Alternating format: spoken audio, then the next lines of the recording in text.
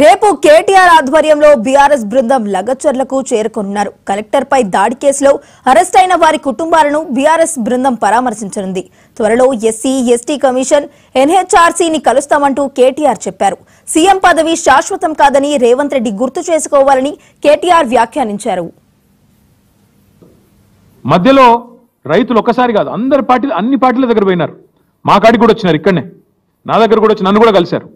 తర్వాత బీజేపీ ఆఫీస్కి పోయినారు, అందరి దగ్గర పోయినారు. ముఖ్యమంత్రి గారిని కూడా కలిసినారు. కలిసి చెప్పినారు, సార్ ఇది మంచిది కాదు, విరమించుకోండి. మొత్తం లంబాడ రైతులు, అక్కడ గిరిజన రైతులు, గిరిపుత్రులు, వాళ్ళందరూ పోయి అడిగినారు. అడిగితే పట్టించుకోకుండా ఏకపక్షంగా మేమేదో రారాజులం, చక్రవర్తులం, కొడంగల్ ఏదో మా సామ్రాజ్యం, మేము ఏదనుకుంటే అది జరగాల అనే పద్ధతుల్లో ఇవాళ మీరు తీసుకున్న అనాలోచిత పిచ్చి నిర్ణయం వల్లనే కొడంగల్ రగులుతున్నది.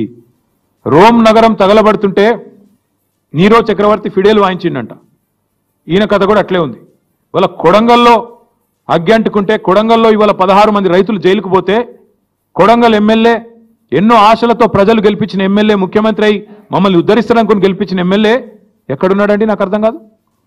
మహారాష్ట్రలో ఢిల్లీ పెద్దలకు మూటలు మోస్తూ వాళ్ళకి ఇవాళ తాబేదారుగా ఇవాళ అక్కడ తిరుగుతూ ఉన్నాడు. నేను అడుగుతా ఉన్నా రేవంత్ రెడ్డిని, సొంత నియోజకవర్గంలో రైతులు ఆందోళన చేస్తుంటే, రైతులు అక్రమ అరెస్టులై జైలుకు పోతుంటే, మా నాయకుడు పట్నం నరేందర్ రెడ్డిని ఇవాళ ఒక టెర్రరిస్ట్ని ఇడ్చుకపోయినట్టు నేను తెలియక అడుగుతా ఉన్నా.